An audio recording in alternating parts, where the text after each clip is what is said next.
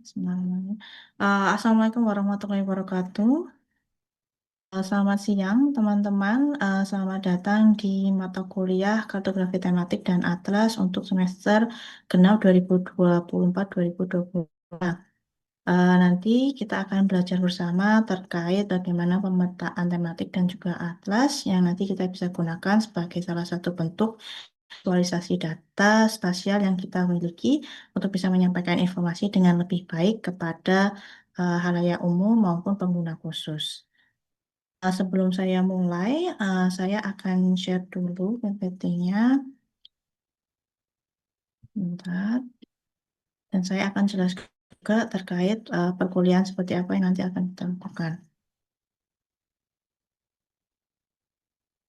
Jadi ini adalah kartografi tematik dan atlas kelasnya. Kemudian untuk rencana pembelajaran ada sebagai berikut. Jadi untuk kartografi tematik dan atlas sendiri, kita memiliki 3 capaian pembelajaran mata kuliah, yaitu yang pertama, mahasiswa mampu menjelaskan konsep dan teori terkait pemetaan tematik dan atlas serta data penyusunnya untuk memberikan informasi terkait fenomena geografis. Kemudian untuk capaian pembelajaran kedua adalah mahasiswa mampu menginterpretasi data geospasial dan geobig data untuk memperoleh informasi relevan dalam penyusunan data tematik dan atlas. Dan yang ketiga adalah mahasiswa mampu memilih berbagai macam teknik pemetaan tematik untuk koordinasi informasi tematik dan teknologi informasi geospasial baik dalam penyusunan peta tematik maupun atlas dengan memperhatikan desain peta dan komposisi atlas tema yang baik. Jadi 3 capaian pembelajaran ini sudah kita sesuaikan untuk bisa mendukung capaian pembelajaran lulusan yang telah ditetapkan program studi sebelumnya. Jadi ini CPLA 1, CPLA 2, dan juga CPLB 1 dan juga B2. Kemudian informasi umum terkait mata kuliah ini yaitu ada 14 kali pertemuan ditambah 2 kali pertemuan untuk mini project. Kemudian untuk penilaian itu kita ada 2 ujian, jadi ada UTS dengan bobot 20%, kemudian juga ada UAS dengan bobot 20% juga. Kemudian asesmen lain yang kita lakukan adalah dalam bentuk tugas 10% dan kemudian mini project 50%, di mana untuk mini project sendiri kita bagi 2, ada yaitu terkait dengan aktivitas partisipatif dari teman-teman, juga ada hasil dari projectnya itu sendiri. Kemudian untuk tim pengajar kita ada 3 orang, jadi nanti ada Bapak Dr. Bowo Susilo SSIM, kemudian ada Bapak Ahyono SSIM MSc, dan juga ada saya sendiri, Chandra Sari Jatika Kartika SSI MSc. Kemudian saya jelaskan sedikit juga terkait jadwal. Tadi sudah saya sampaikan ada 14 kali pertemuan dan ada 2 kali untuk studi kasus. Jadi kita sudah bagi menjadi beberapa sesuai dengan CPMK-nya. Jadi ada 1 hingga 3 untuk CPMK 1. Kemudian ada 5 pertemuan untuk CPMK 2 sebelum UTS. Kemudian akan dilanjutkan ada pertemuan ke-9 di CPMK 2. Kemudian yang terakhir di CPMK ada pertemuan ke-10 hingga ke-16. Nah, untuk hari ini kita ada di pertemuan ke-14, yaitu yang akan membahas terkait atlas dalam kajiannya adalah terkait dasar dan juga pengembangan atlas. Tuh. Nah, untuk hari ini itu ada capaian pembelajaran yang ingin kita capai sesuai dengan materi yang kita punya hari ini, yaitu yang pertama, mahasiswa memahami pengertian dan fungsi atlas. Kemudian yang kedua, yaitu mahasiswa mampu menjelaskan struktur atlas. Nah, teman-teman mungkin sudah belajar terkait apa itu peta, dan kemudian teman-teman kemarin sudah belajar terkait pemetaan tematik. Hari ini kita akan belajar lebih lanjut terkait dengan peta, tapi di sini kita akan menggunakan konsep dari atlas itu sendiri. Nah, jadi atlas itu memiliki beberapa definisi. Jadi di sini saya sebutkan ada 3 definisi utama. Yaitu yang pertama dari Ormeling. Beliau menyatakan bahwa sebuah atlas adalah merupakan koleksi dari data-data geografis telah disusun secara sistematik dan juga koheren, yang kemudian dia berfungsi untuk eh, mempresentasikan atau menginformasikan terkait sebuah area yang spesifik atau tema-tema yang spesifik berdasarkan objektif atau tujuan tertentu yang kemudian ditambahkan dengan tools atau alat untuk menavigasi sehingga akan memudahkan analisis dan juga presentasi dari data-data tersebut.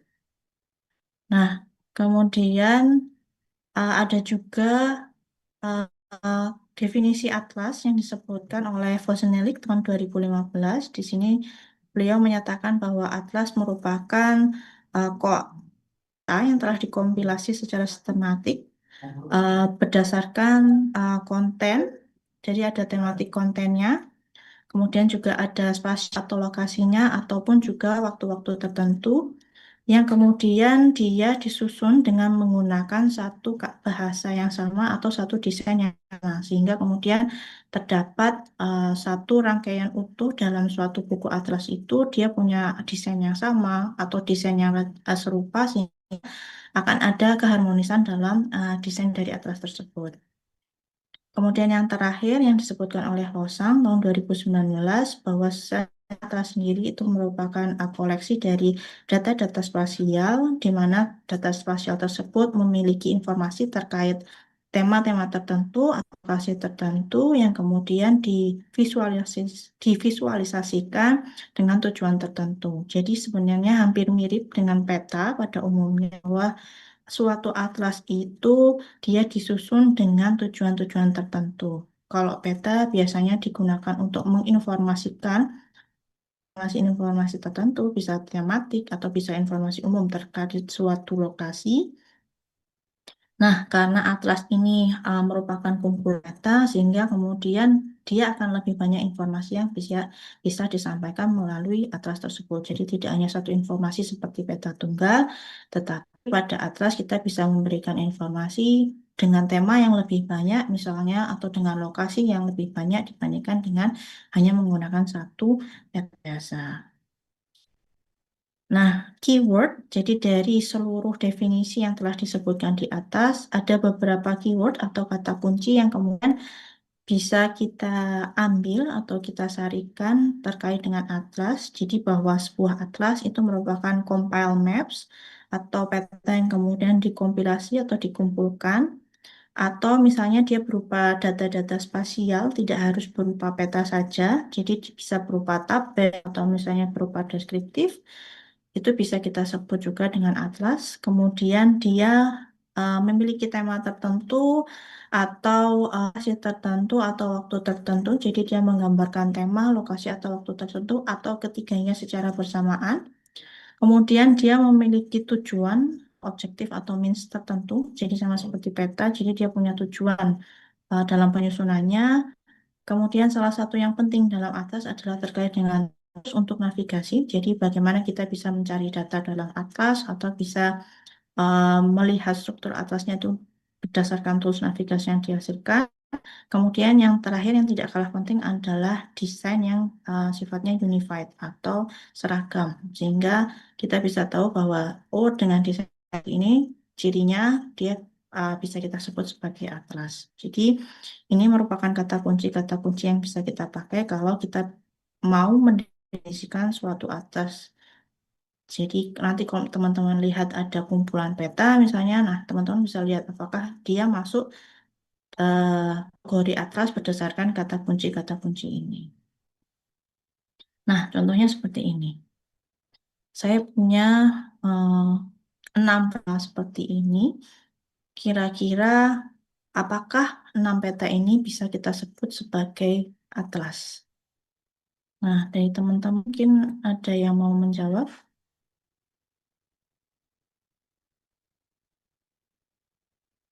Deh, Mbak Lili, monggo.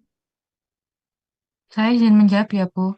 Deh, Dari monggo Mbak. berdasarkan apa yang dijelaskan Bu Sari, menurut saya ini peta keseluruhan peta itu masih termasuk atlas karena atlas sendiri sebelumnya disebutkan bahwa merupakan kompilasi peta yang menyebutkan terkait yang berfungsi untuk menampilkan hasil dari tujuan tertentu. Nah, di sini sendiri kan eh, peta ini kan kompilasi secara temporal yang menunjukkan informasi spesifik yang mana informasi spesifiknya itu menampilkan ada yang informasi legenda yang tinggi ataupun rendah sehingganya atlas ini masih termasuk sebagai atlas. Mungkin Oke. seperti itu. Deh, Baik, terima kasih Mbak Lili. Mungkin ada pendapat lain dari teman-teman?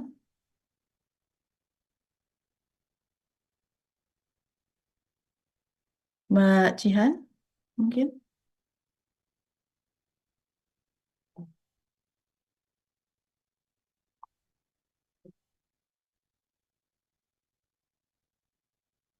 Atau dari teman yang lain?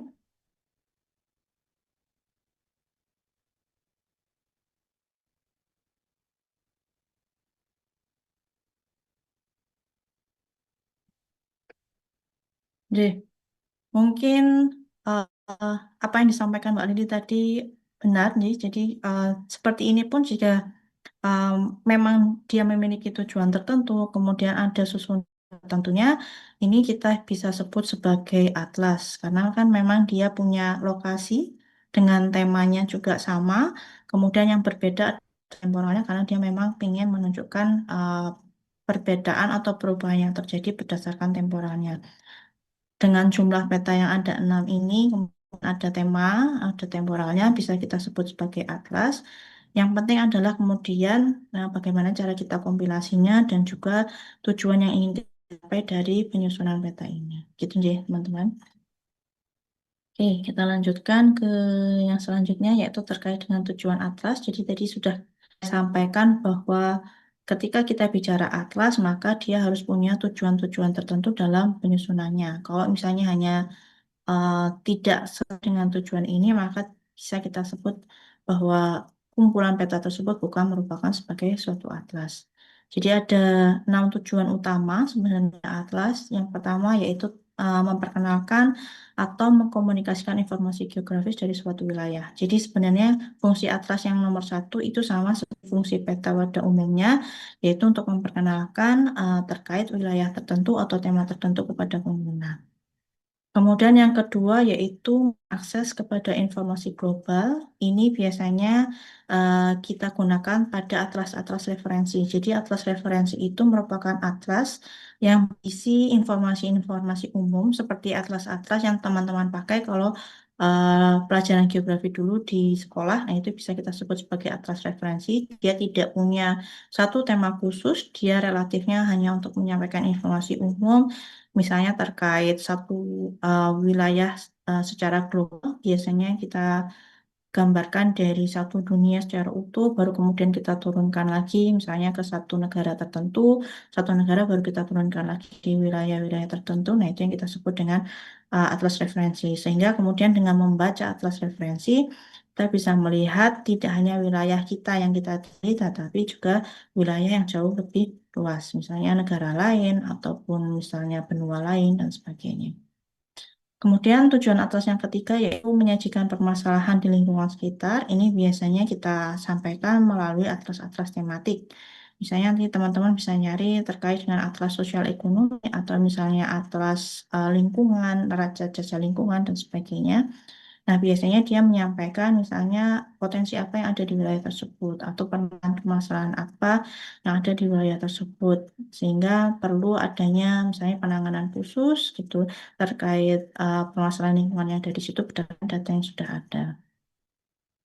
Kemudian yang keempat yaitu mengevaluasi kelayakan keberadaan fenomena tertentu. Nah, ini fungsinya adalah kita ingin tahu apa benar-benar fenomena itu bisa terjadi pada wilayah tertentu. Karena terkadang informasi bisa juga misleading. Kalau misalnya kita tidak tahu kondisi lingkungan atau kondisi wilayah sekitar, kita bisa bisa saja percaya pada fenomena bisa terjadi di situ. Padahal sebenarnya secara teori itu tidak mungkin suatu fenomena terjadi kalau misalnya tidak ada penyebabnya di wilayah tersebut. Gitu. Kemudian yang kelima, mengetahui potensi suatu wilayah. Jadi, kalau kita sudah kenal, kemudian kita sudah menganalisis informasi terkait wilayah tersebut pada suatu atlas, maka kita bisa melihat kira-kira potensi yang ada di wilayah-wilayah tersebut. Dan yang terakhir yaitu menjadi alat bantu dalam perencanaan, pendidikan, dan juga penelitian. Ini bisa kita lihat kalau teman dulu belajar geografi, biasanya kita belajar tidak hanya peta, tapi juga atlas, terutamanya yaitu atlas referensi, sehingga kita bisa memperoleh informasi terkait wilayah lebih baik.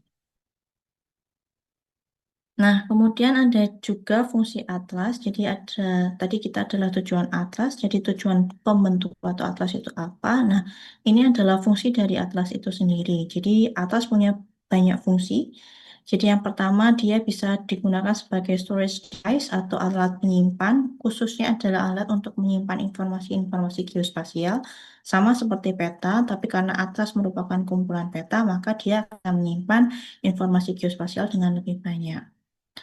Kemudian fungsi yang kedua yaitu sebagai visualization device, yaitu Atlas digunakan untuk sebagai media visualisasi kartografis yang unggul yang cukup banyak digunakan karena dapat mengkomunikasikan data spasial dengan lebih baik dan lebih jelas. Karena tidak hanya peta, tapi biasanya juga dilengkapi dengan deskripsi ataupun gambar ataupun tabel sehingga informasi yang disampaikan pada pengguna jauh lebih utuh.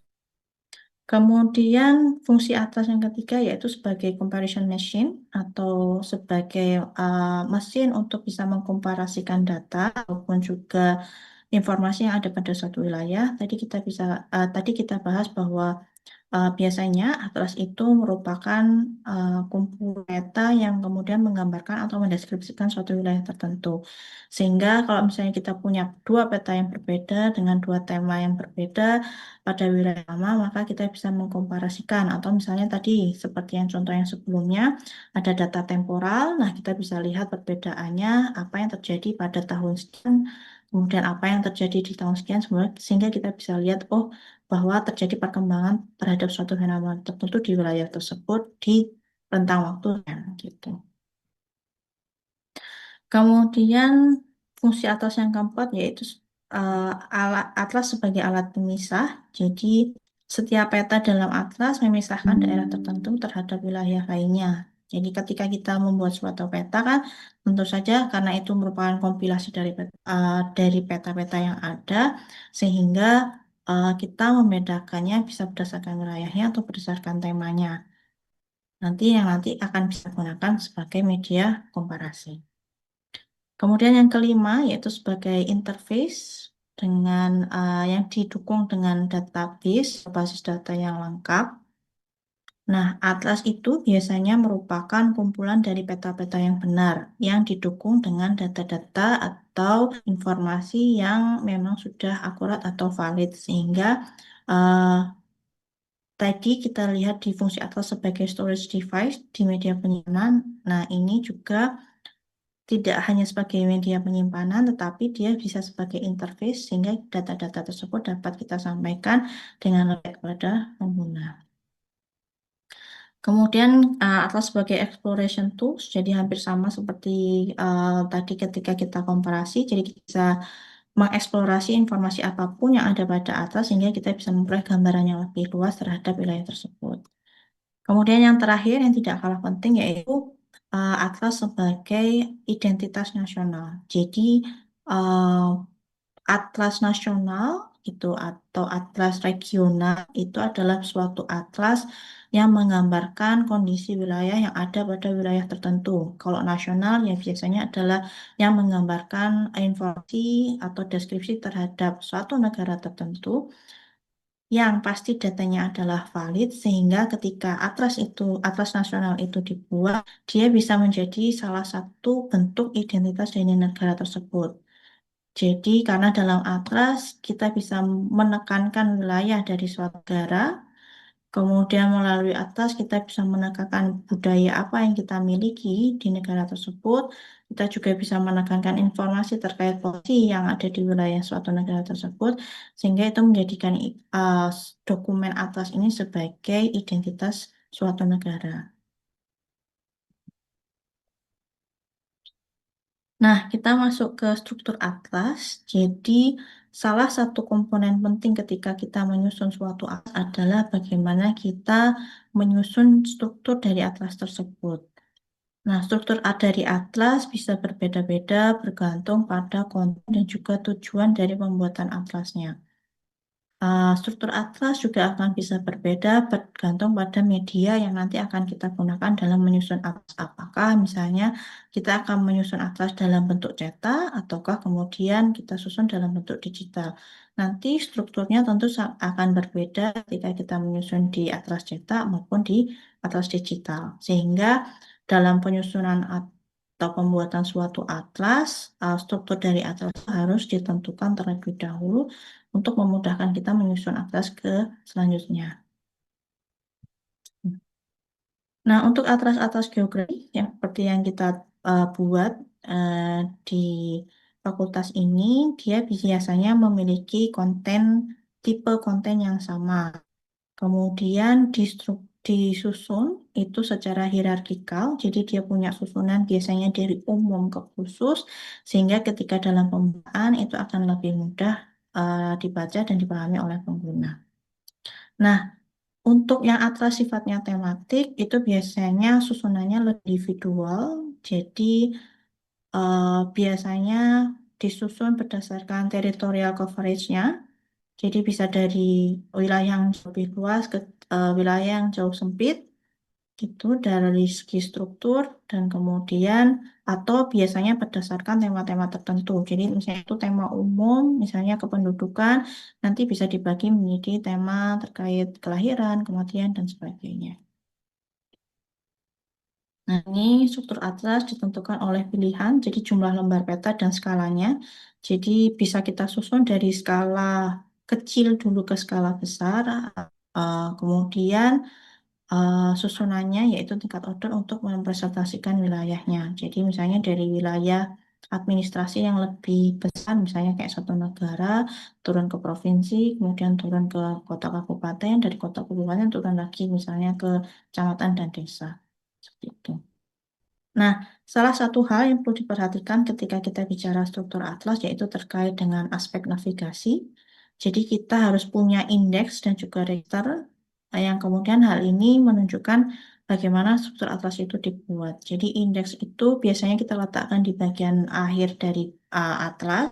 Dia berisikan daftar wilayah atau kota wilayah atau misalnya eh, istilah-istilah yang kita pakai di atlas tersebut sehingga nanti kalau misalnya pengguna itu ingin mencari istilah tersebut akan bisa diperoleh atau eh, dicari dengan lebih mudah. Nah, ini contoh dari bagaimana kita bisa menyusun suatu struktur atlas. Misalnya contohnya di wilayah Indonesia, berdasarkannya kita bisa susun misalnya dari Sabang, turun dari Pulau Sumatera ke Jawa, ke Kalimantan, Sulawesi, ini langsung ke Papua, baru ke daerah negara. Bisa seperti ini atau misalnya kita pengen membuatnya dari Sabang sampai Merauke, susunannya bisa kita susun seperti ini.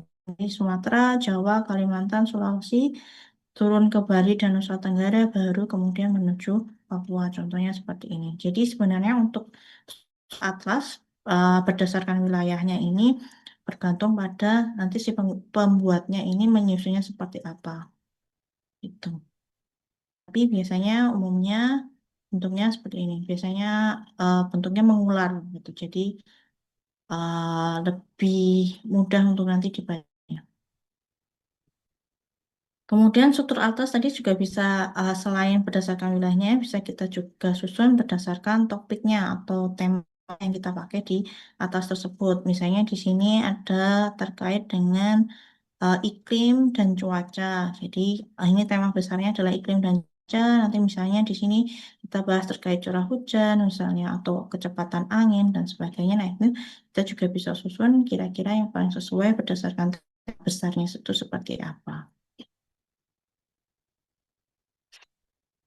Nah, jadi ini tadi saya sampaikan bahwa struktur atlas itu penting untuk ditentukan terlebih dahulu sehingga nanti pengguna ketika membaca atlas itu dia bisa dapat membandingkan antara satu peta dengan peta yang lain sehingga dia bisa memperoleh informasi baru dari atlas tersebut. Jadi tidak hanya sebagai media visualisasi tapi dia juga sebagai media analisis sehingga pengguna bisa dapat informasi baru dari atlas tersebut. Nah, pembandingannya itu bisa dilakukan dengan memperhatikan skala, misalnya yang detail peta dasar, aturan generalisasi yang dilakukan, dan juga simbol-simbol dan juga seri skalanya. Nah, contohnya misalnya seperti ini. Di sini saya punya dua peta. Ini adalah wilayah Papua yang menunjukkan informasi terkait debit optimum pada air tanah bebas dan juga debit optimum pada air tanah tertekan. Kira-kira dari dua peta ini informasi apa yang bisa kita peroleh ketika kita komparasi dua peta ini? Ada teman-teman yang mau jawab? Saya izin menjawab, Bu. Jadi, monggo Mbak. Mohon maaf sebelumnya karena tadi sempat terkendala sinyal. Kalau menurut saya, untuk kedua peta tersebut di wilayah yang sama, yaitu di Papua, Mm-mm. bisa kita simpulkan bahwa berdasarkan simbolisasi dari warna yang paling gelap, itu dapat disimpulkan bahwa yang daerah selatan memiliki debit optimum pada air tanah bebasnya paling tinggi dan juga debit optimum pada air tanah tertekannya juga paling tinggi. Kalau Oke. itu seperti itu, Bu. Jadi, baik, terima kasih Mbak Jihan. Jadi, betul ya, jadi teman-teman bisa lihat di sini, kita bisa lihat ya, yang warna ini, warna orange tua ini, distribusinya paling banyak ada di bagian selatan seperti ini. Jadi wilayah Papua bagian selatan untuk debit optimum pada air tanah bebas. Kemudian di bagian yang ini, teman-teman juga bisa lihat ternyata di wilayah selatan pun dia punya nilai yang paling tinggi dibandingkan wilayah-wilayah yang lain. Sehingga ketika kita komparasikan, kita bisa menyatakan bahwa, oh ternyata wilayah selatan ini dia memiliki debit optimum baik pada air tanah bebas maupun air tanah tertekan. Seperti itu. Nah, supaya teman lebih paham lagi terkait struktur dari masing-masing atlas, saya akan memberikan tugas untuk teman-teman. Nanti silahkan cari atlas dari berbagai sumber. Kemudian teman-teman bisa lihat dan mengamati struktur dari masing-masing atlas. Nanti teman-teman bisa menuliskan hal yang teman-teman peroleh dari pengamatan tersebut melalui laman ini. Nanti juga saya sampaikan di Simaster. Nanti teman-teman bisa masukkan di sana hasil pengamatannya. Dan nantinya akan kita gunakan untuk pertemuan kita selanjutnya. Jadi nanti untuk diskusi di pertemuan selanjutnya. Oke, jadi untuk materinya saya cukupkan sekian. Sebelum saya tutup, ada pertanyaan terlebih dahulu terkait materi yang saya sampaikan. Sejauh ini belum ada. Oke, baik, terima kasih. Terima kasih untuk teman-teman yang hadir pada mata kuliah ini, pertemuan mata kuliah ini. Kita ketemu lagi minggu depan. Jangan lupa untuk tugasnya juga dikerjakan karena itu nanti yang akan kita gunakan sebagai pemantik diskusi di pertemuan selanjutnya. Terima kasih. Wassalamualaikum warahmatullahi wabarakatuh. Selamat siang. Waalaikumsalam. Waalaikumsalam warahmatullahi wabarakatuh. Terima Terima kasih. kasih, Bu. Iya, terima kasih teman-teman semuanya.